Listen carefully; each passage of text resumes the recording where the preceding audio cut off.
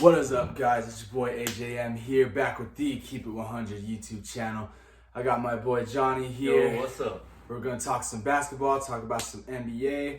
Now, Johnny, I want you to share what got you in your love in basketball, what made you love the NBA, and if you're balling these days, because you're a pretty big guy, man. Oh yeah, I'm definitely balling these days. You know, I can't stop balling. Ball is life. Yep. But what got me into ball? Probably I don't know. First time I picked up that ball, I swear it's like instant. Sure. Instant. First game I went to is probably what got me into NBA. For sure. One of my homies from elementary school I was good homies with, Bryce Simon. Yeah. Shout out Bryce. Yep. Shout out Bryce. His parents took me to the Denver Nuggets game with him and his brothers. Yep. And I remember it clearly. J.R. Smith getting in a fight, and he got kicked out of the game. He got thrown out. Typical. Yep. But hey, speaking of JR, that's what we're here to talk about. As we all know, the NBA is returning July 31st. They're back. Finally going to finish out the season. Forget all the COVID. Forget all the softness. Lakers, my team, we're going to go get that chip. And like we said, JR got in a fight. He's on the Lakers. What do you think about that?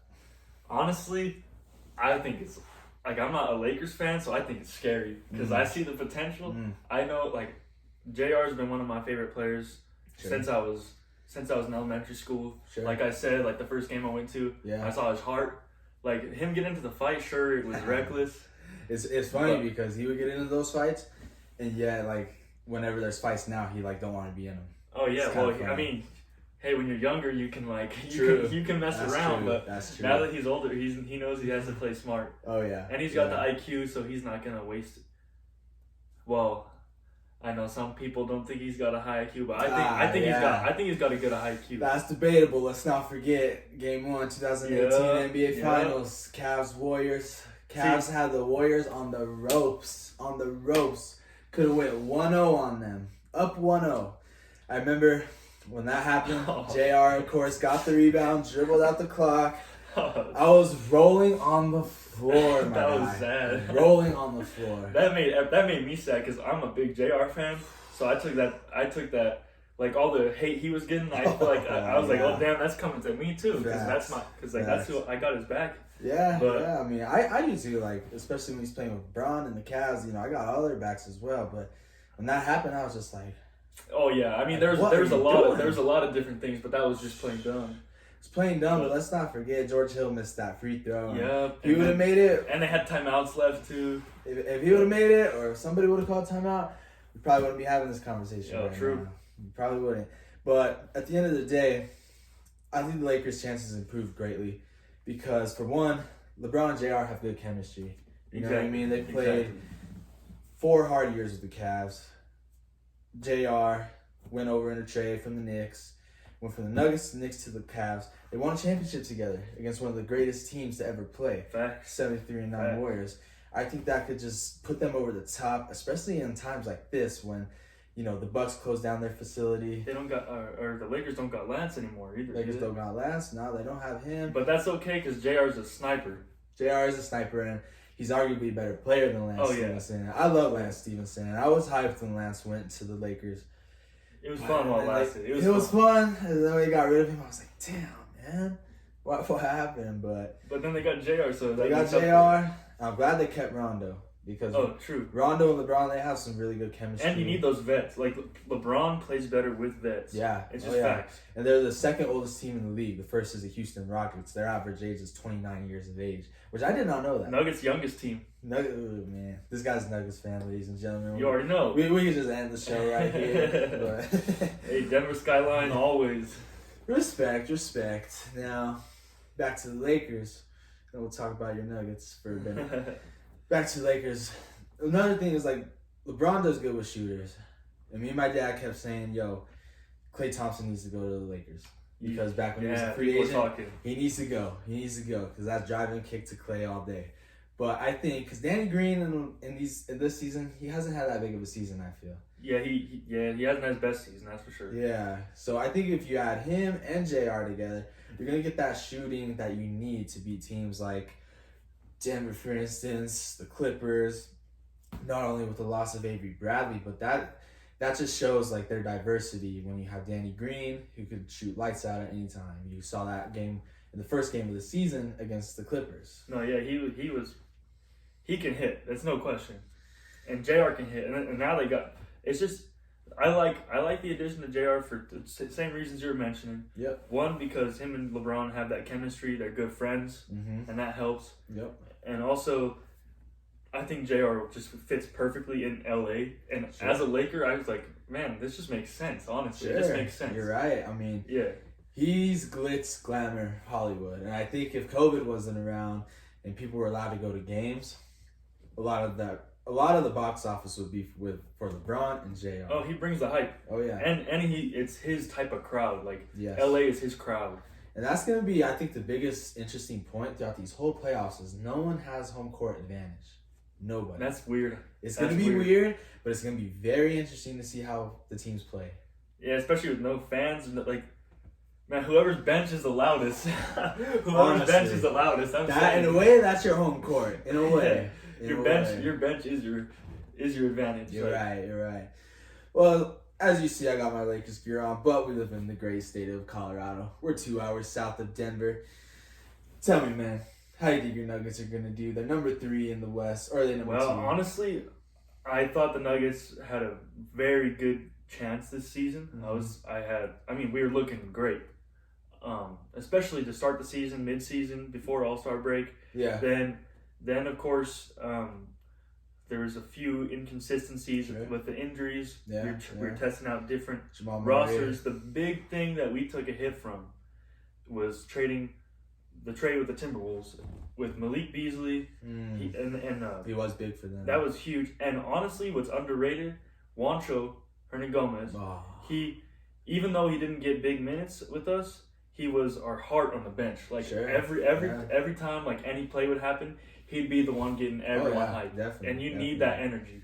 Definitely. And after they got traded off, instantly I noticed we had like our energy level dropped. Sure. And that made us take a hit. And then also now with Jokic, he's in Serbia still. Who knows if he's getting back? Apparently he got Corona too. I heard he's trying to get back though. Apparently he's good. Well, now, Serbia's been going through some stuff. They have. Like there's some a lot of like people mad about the whole situation with the government control. Yeah, for sure. And there's some crazy stuff going on. For sure. Yeah. Look into that. Serbia. Go check out that news. It's tough, man. It's tough, and I think I would say like a backbreaker to you guys, but it's definitely something that carries over in the next season. Was their final game of the season against Portland in Denver. Could have won that game to go to the Western Conference Finals. Yep. They had that game. I remember watching that game. Honestly, three of our 4 losses we had. Yeah. I went to one of the playoff games. Oh, nice. It was I think it was game 5 or I think it was game 5. I was never more upset. I'm not joking. Okay.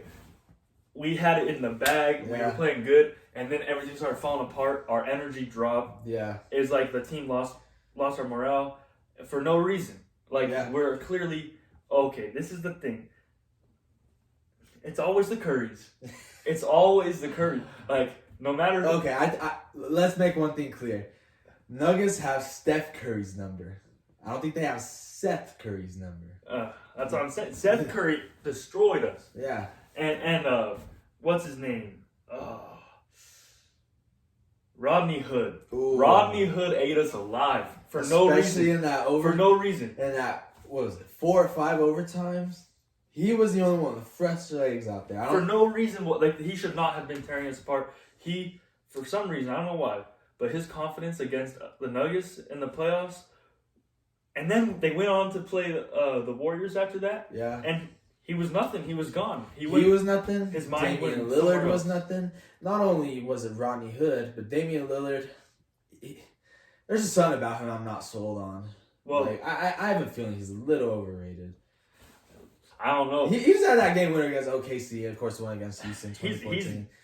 Like watching him live, I don't know. He just is dangerous. He's scary. But the thing is, the Warriors, they were allowed to focus pressure on him Sure. Where the Nuggets, if we put too much pressure on him, we didn't have as good of defenders on our bench. I mean, we have lockdown defender in Gary Harris and Torrey Craig as and Juancho honestly has great defense, but he didn't get that many minutes. Yeah, he didn't get But those two are great defenders, and they for guards, and even some forwards they can guard. Right. But that's the thing with the Warriors. They could put pressure on that, and they ran offense so hard, and they were done so fast. Like, their time possession was so much lower than ours. Yeah. That they just tired them out. Not only that, but CJ McCollum in Game 7, back-to-back possessions, his funkiness, his mid-range jumpers are almost unstoppable. See, he has to get hot, though. He does, because in the Golden State series, he was almost unseen. He kind of disappeared. And that's the part where I was like, all right, maybe the Nuggets would have at least won a game or two against Golden State. Oh, I think we would have. The thing with McCulloch against us, he was on fire. Yeah. Like, we were even, like, having really good defense on him. Gary Harris was playing really well. But Jamal Murray, for some reason, his defense was lacking in the playoffs. That's one thing. Like, I love Jamal Murray.